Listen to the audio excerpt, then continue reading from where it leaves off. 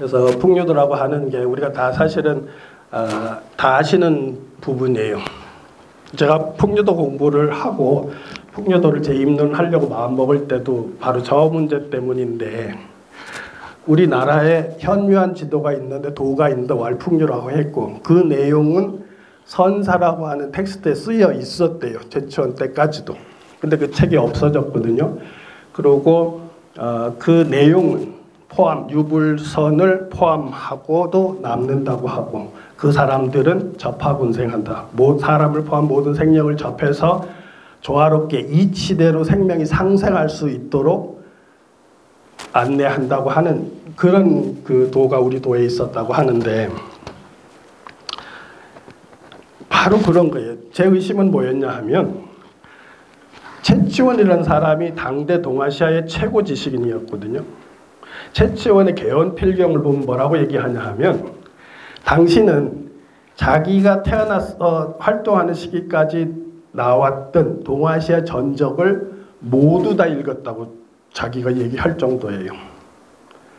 그리고 채치원이 마지막에 활동했던, 벼슬을 하면서 활동했던 고변이라고 하는 사람이 굉장히 그 산동을 중심으로 한 굉장히 막강한 군벌이었는데, 이 사람이 신선도에 도교에 빠져가지고 집 안에다가 그 도관을 짓고 자기 여자분들을 다 선녀처럼 꾸며서 살게 하고 내 초제를 지내고 이러던 사람이에요.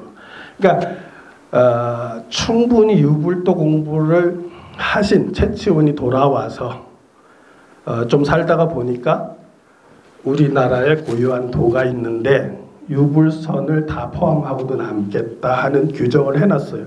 그렇다면 우리는 어떻게 질문을 해봐야 되냐면, 그러한 도를 그 당시까지 면면이 이어오던 우리 공동체라면 적어도 어떤 관점에서는 동아시아 초기부터, 신석기 초기부터 대단한 어떤 종교적이고 조화롭고 도에 입각한 공동체를 구성하고 운영하려고 했던 의지가 굉장히 막강했다는 것을 이해를 해야 되는데, 우리가 학교에서 배우기는 우리 스스로를 굉장히 못나게 작게 배웠잖아요. 그게 이해가 안 되는 거예요. 그래서 사실 그걸 해명해보고자 저는 평생을 공부를 했는데, 아까 천도하고 패도를 이렇게 큰 흐름으로 봤듯이 그런 관점으로 보면 결국은 세상이라는 거는, 보세요. 세상이라는 건 어차피 이렇게 하면 6,500 정도 되는데, 이렇게 계절처럼 이렇게 운수가 돌아가는데, 원래 천도가 시작해서 이게 거꾸로 우리 쪽으로 봤을 때는 굉장히 약화됐다고 해도 다시 새로운 쿼터에서는 문명의 변혁에서는 다시 천도가 일어날 수 있는 그 천운이 돌아오거든요. 그런 긴 문명사의 관점에서 보면 결국은 우리가 추구하는 공동체는 아름다운 조화로운 생명이 함께 사는, 더불어 사는 공동체잖아요. 그러니까 저는 개인적으로 어떤 생각을 하냐 하면, 우리의 삶이라는 거는 하나님이 되는 과정, 미륵부처가 되는 과정, 그 여정, 신이 되는 여정이라고 보거든요. 궁극에는. 그렇다면 문명도 궁극에는 신성이 많은 존재들이 사는 나라로 진화할 거예요. 그런 차원에서 보면 적어도 신석기 이래로 가장 오랫동안 천도 문화의 DNA를 가지고 있는 우리들이, 바로 지금 요새 기후 문제도 많이 나오고 엔데믹, 팬데믹 그런 것도 많이 나오지만, 이러한 혼란기를 겪고 나서 새로운 시대가 들어올 때는 바로 마음의 문명이 다시 일어설 가능성이 높고 조화롭고 함께 사는 문명을 창조해야 될 텐데, 그러한 문명에 가장 특화된 공동체의 DNA를 가지고 있는 게 우리 한민족이라는 거예요. 그러니까 그런 것을 읽어내고 설명할 수 있는 논리 구조를 가지려면 우리 고대 역사를 밝히고 바로 풍류도의 연원과 뿌리와 흐름을 이해해서 그렇구나 하는 마음을 우리가 다 갖고, 그러한 풍류인으로서 삶을 살아가려고 자꾸 노력하는 사람들이 많아지면 결국 정치, 문화, 경제, 사회 모든 분야에서도 그런 사회가 이루어질 거라는 거죠. 여기 보시면 왜 이 천도 문화가 중요하냐면, 여기 보면 주나라 주사가 이게 누구냐 하면 노자거든요. 근데 노자를 주사라고 이렇게 표현했잖아요. 이 주사라는 게 후대 우리 입장에서 보면 뭐냐 하면 역사가예요. 근데 왜 주사라고 했냐? 바로 이 기둥이 주예요. 하늘의 뜻을 살펴서 그것이 근데 뭐 이때쯤 오면 하늘의 뜻을 대리자로서 황제가 나라를 다스리잖아요. 나라를 다스리는 걸 기록하는 사람이면 역사가가 되는 거예요. 그러니까 주사라고 하는 개념 자체에서 원래 하늘을 살피던 사람들의 핵심 세력은 중원에서 공공족이었다는 걸 알 수가 있어요. 그게 바로 제가 말하는 환웅족이라는 거예요.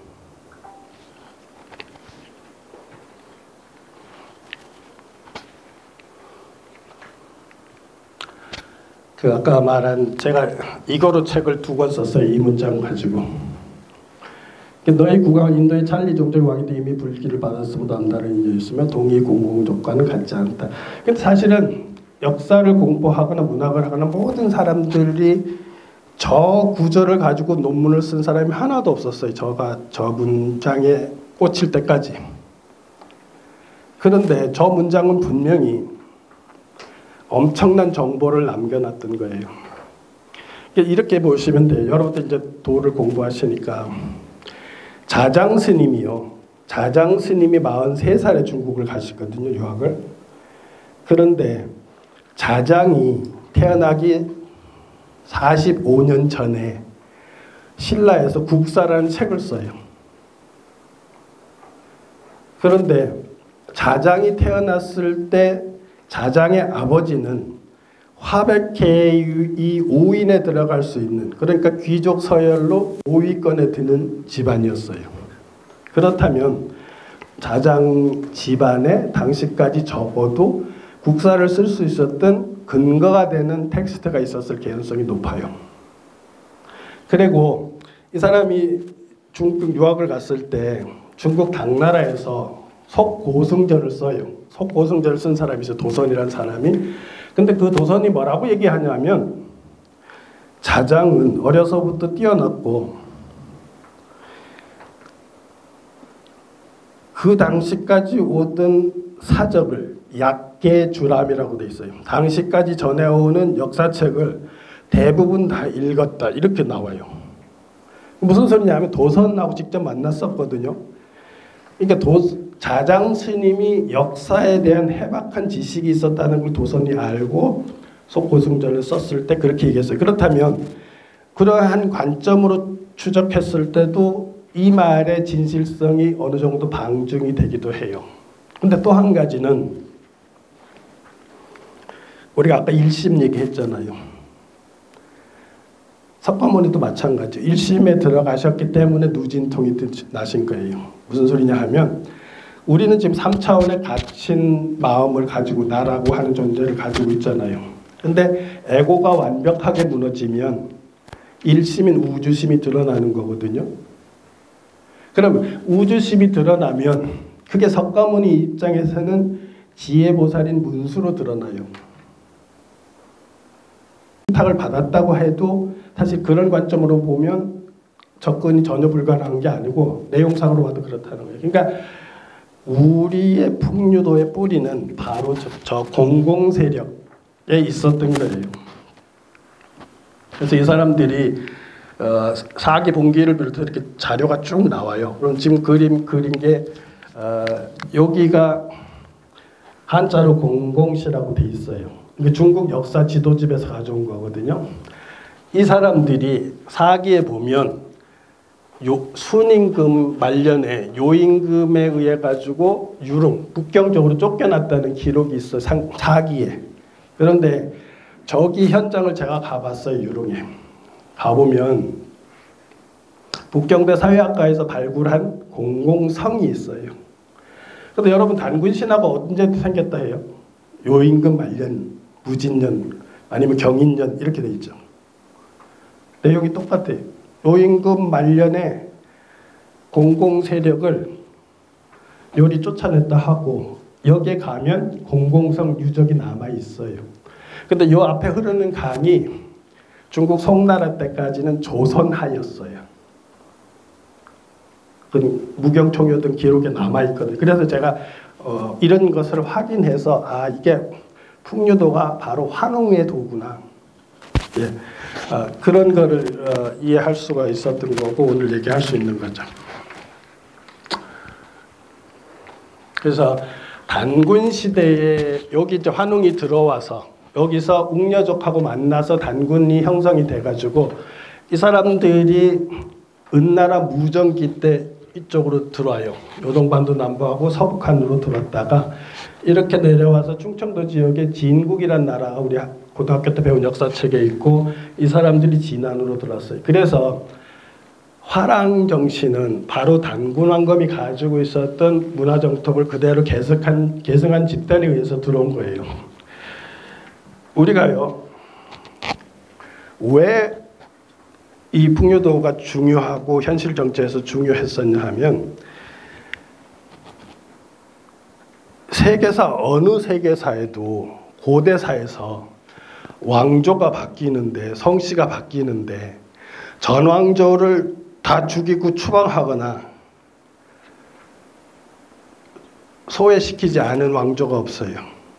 전왕조를 껴안고 간 왕조가 없어요. 그런데 신라는 박씨가 하다가 석씨가 하다가 김씨가 하다가 다시 박씨가 하다가 김씨로 끝났죠. 이러한 전통 자체가 선양과 화백이라는 거예요. 그것이 풍류 정신, 홍익인간 정신을 실현하던 공동체예요.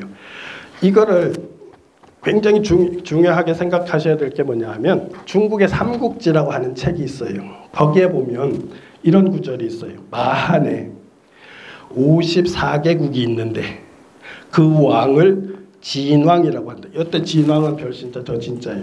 진왕이라고 한다. 그런데 54개국 왕이 모여서 뽑는다 이렇게 돼 있어요. 그때가 기원전 2세기 이후거든요.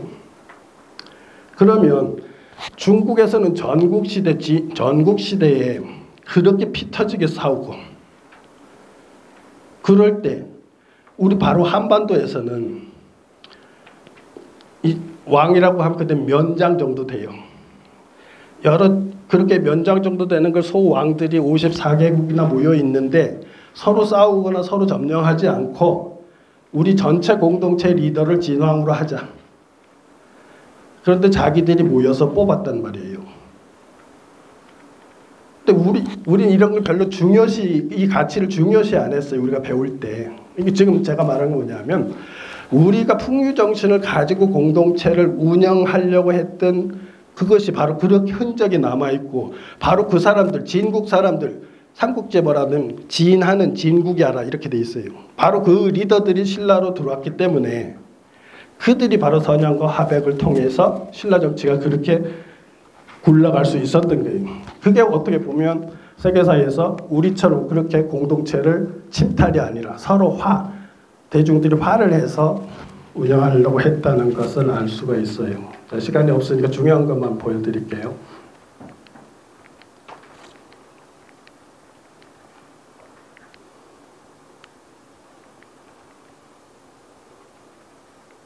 나중에 자료 한번 읽어보시고